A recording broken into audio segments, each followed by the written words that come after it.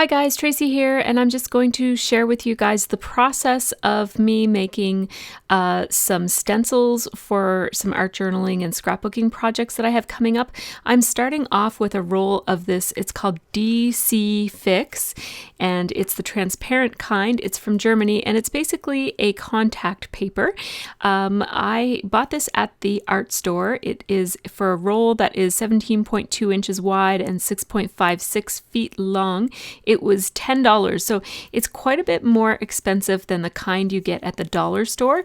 I have used the kind that you get at the dollar store on similar projects, not exactly stencil making, but this stuff is way more forgiving and just way easier to work with. So I am kind of holding it down so that I can cut it properly without it rolling into itself over and over again. This is not really a tutorial. This is just, I wasn't actually going to film this, and so I wasn't really prepared to explain exactly what I was doing, but I thought I would share the process with you. And if there's enough of confusion, I guess, about it or an interest in it, I will do a tutorial because I'll probably be making more of these. So first off, I am measuring out a piece of contact paper that's big enough for 2 magazine pages. And I kind of was inside of my head. I was thinking about something while I was doing this, and I didn't realize that I really didn't have to put all of those little tick marks because there is grid paper on the back of that. Like, you can see the grid right there. And all I had to do was measure and then follow the lines in each direction. But that's okay. I was, like I said, I was kind of in my groove doing my thing and wasn't really thinking. So again, it does want to curl up on itself until it gets stuck to something. So there we go. I've got 2 pieces now. And my first idea was that I was going to make 2. I'm looking through the magazine for high contrast images and images that I think might be fun to use in an art journal. So I was inspired to do this by a video I was watching by Julie Faye Van Balzer, and it was a jelly plate video, and she had cut out an image of a lady from a magazine, and she had put packing tape over it, I think, and then cut it out and was using it as a mask, and it was really awesome. And then there are also stencils of silhouettes of ladies that you can buy, and I went online to buy some, and they were just so expensive. Well, they weren't expensive to buy one, but I wanted all of them, so I thought, oh, I better just make some of these because I can't afford to buy everything I want. So wouldn't it be nice? So anyhow, this contact paper is so much better than the contact paper from the dollar store. You can get clear contact paper from the dollar store. That would make this project quite a lot cheaper. But like I said, I really like this stuff. It's so easy to work with, and it's so much less finicky and fussy. And I just really like the quality of the final product when I use this better quality contact paper. So what I did the first time that I made these stencils was I only put the contact paper on one side. So it would have been that side that you see right there that says Prada Candy. I'm just cutting this off so it doesn't, just so that the roll rolls up nicely. Anyhow, the first stencil that I made, I did not double side it with the contact paper. What I did was I just put it on one side, and then the other side I just left plain magazine paper. So it's not going to be all that durable. It's going to be a little bit durable, but not all that durable. So this time I thought I would try just something a little bit different to see how it compares if I use it. Basically, I have without a laminating machine, I have basically laminated this piece of paper just with contact paper. So what I'm doing right here is I am just filling in all of I'm kind of adding darker, bolder lines around the outsides of this because I am going to put this into my silhouette. I'm going to take a picture of it and scan it into my silhouette and cut it out. So I just want to make sure that I wasn't sure exactly what tracing feature I would use. So I just wanted to make sure that all of the lines were really bold, and I didn't want that white lettering to throw off my silhouette and have it try to cut all of those letters and that sort of thing. So your computer has not frozen. I have freeze framed this so that I could get caught up and talk a little bit about the pick scan. You see me there, I'm pulling the adhesive backing off of the, or I guess the front off of the pick scan mat. And the pick scan mat is a really durable piece of plastic. It's a plastic mat that you can use with your silhouette to cut precisely around a printed design. And so this mat has registration marks already on it.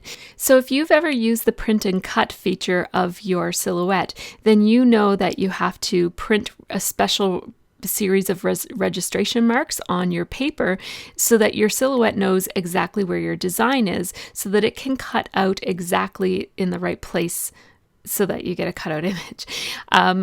So what this does is it eliminates your need to run something through the printer. So I have this image here of this girl. I have a physical image. It's not a digital image, so I can't really print it up on my printer onto a piece of paper that has registration marks on it. So I'll take a picture of the image when it's on the mat, and then I'll scan that image into my computer, and then my computer will use the registration marks in that picture to know exactly where this lady is on the mat, and it will cut out exactly, and you'll see that in just a few minutes.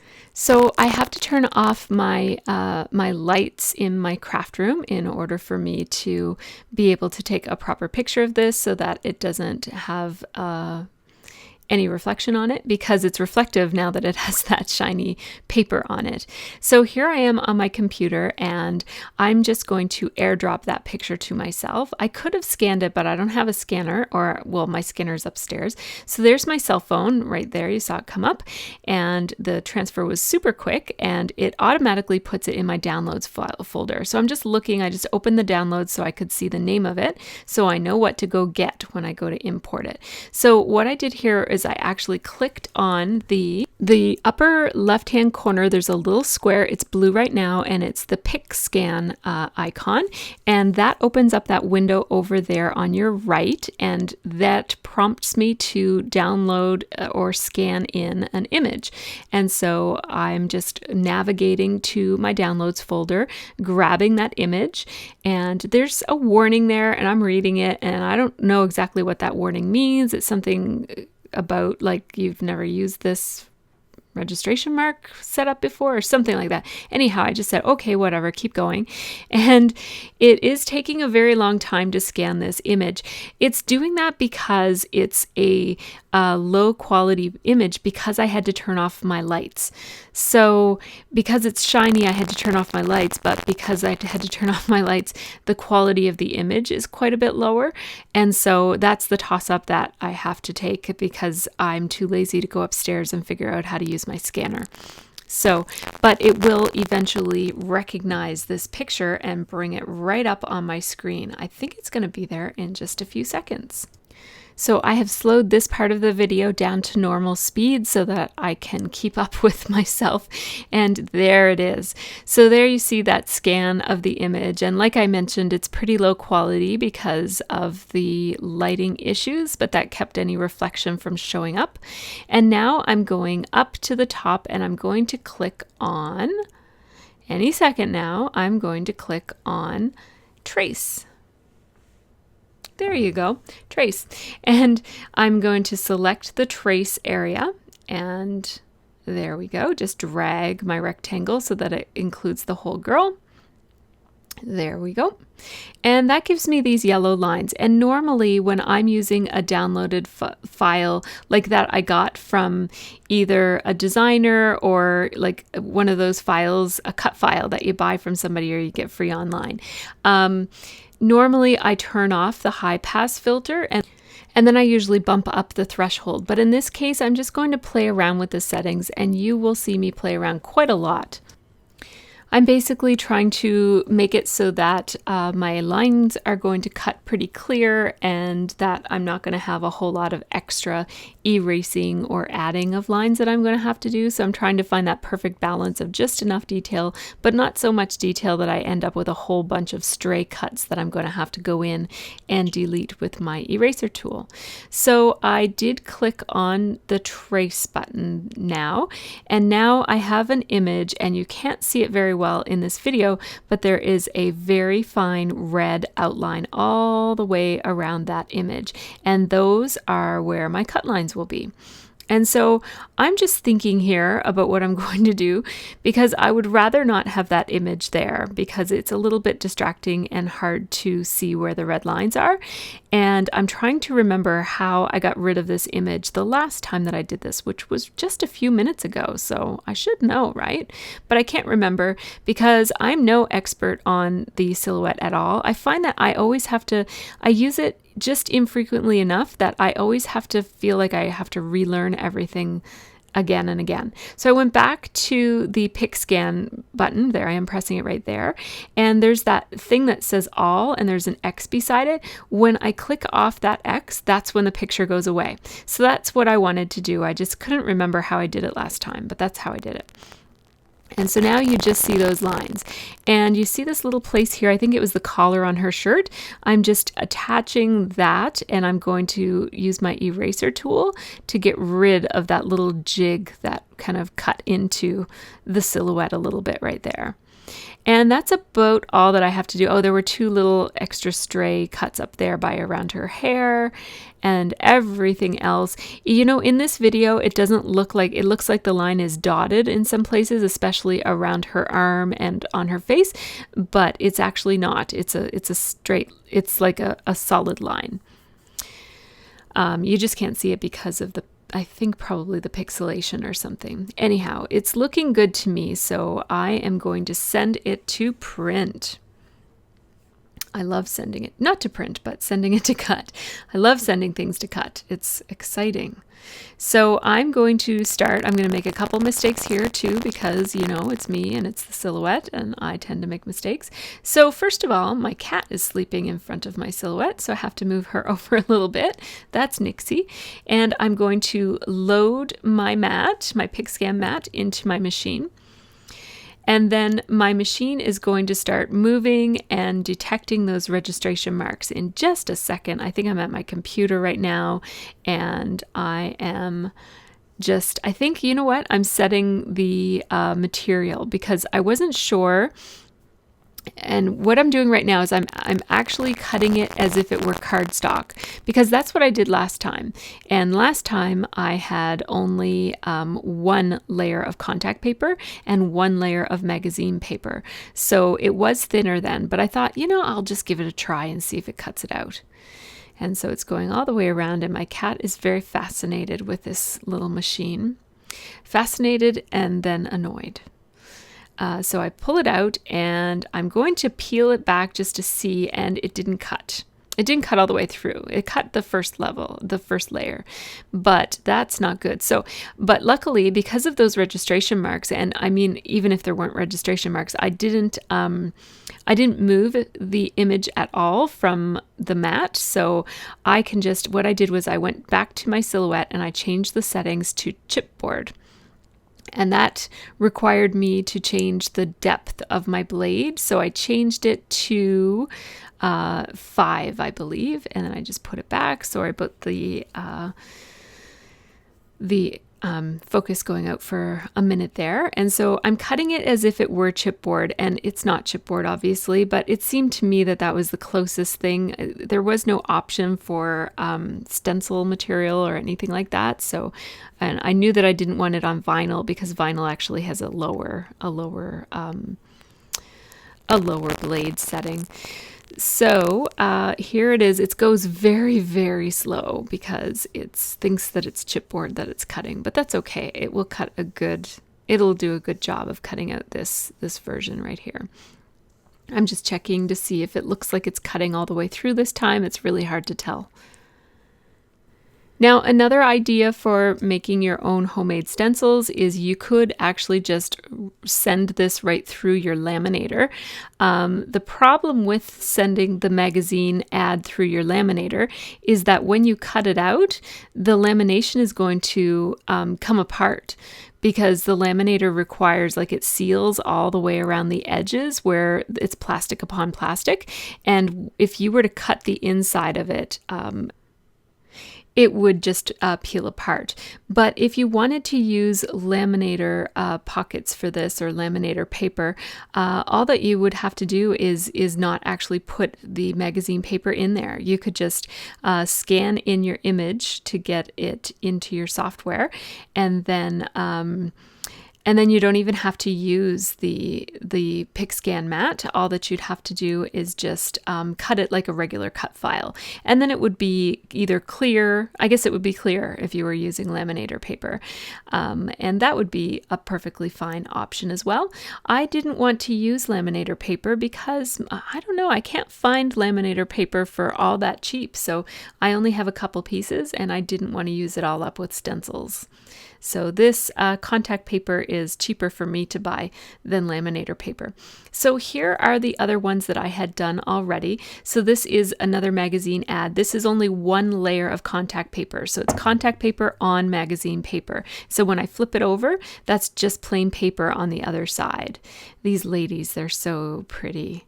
I love them. They have handbags. I was going to cut out the handbags, but I decided to keep them.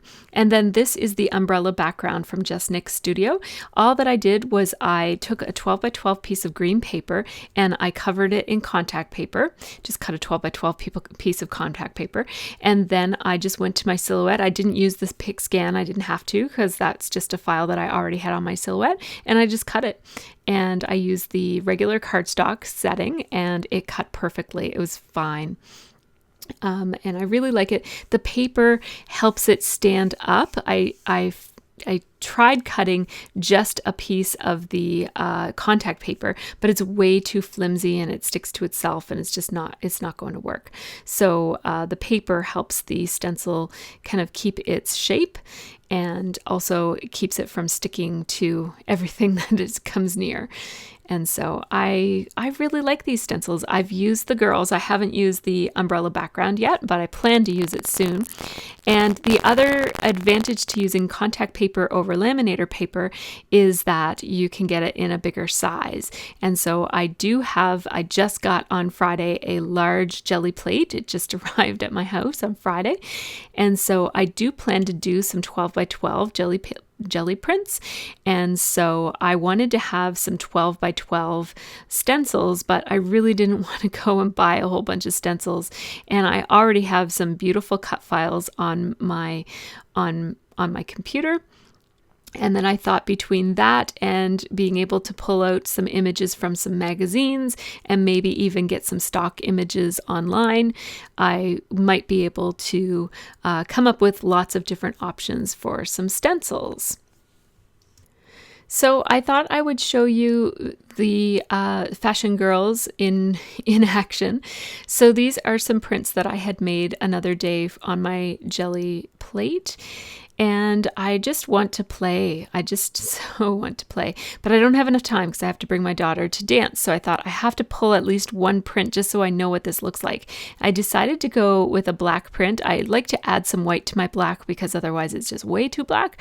But I decided to go with a black print to kind of go with the idea that this is a silhouette. So I'm going to put these two girls down like this. And I'm going to pull a print with that. I'm just kind of smushing it down into the jelly plate, and then I'll peel it off, and look at that. That's a blue piece of paper that I had already done. And now I'm just going to pull another version of this, and it's going to be very subtle, but you're going to get this awesome halo effect. Look at that. You can just see the outline of it. It's very black, but it would be fun to paint and to do a few other things with. So I'm looking forward to using both of those. I especially like that first one. Got to clean off my brayer now, and I think I'm going to show them again. I'm looking forward here, and I think I can see me showing them again. So I'm just going to clean off my jelly plate with a baby wipe. My daughter Sophie was using this jelly plate, which is what the mess is all around it. She's just as messy as I am. So I just put the piece of acetate back on it, and then it's ready to go. I'm going to run off to dance class, and when I come back, I will edit the video that Sophie made. She wanted to do her own process video of her making jelly prints, so I'm going to edit that one next. Take care and have a really great scrappy week.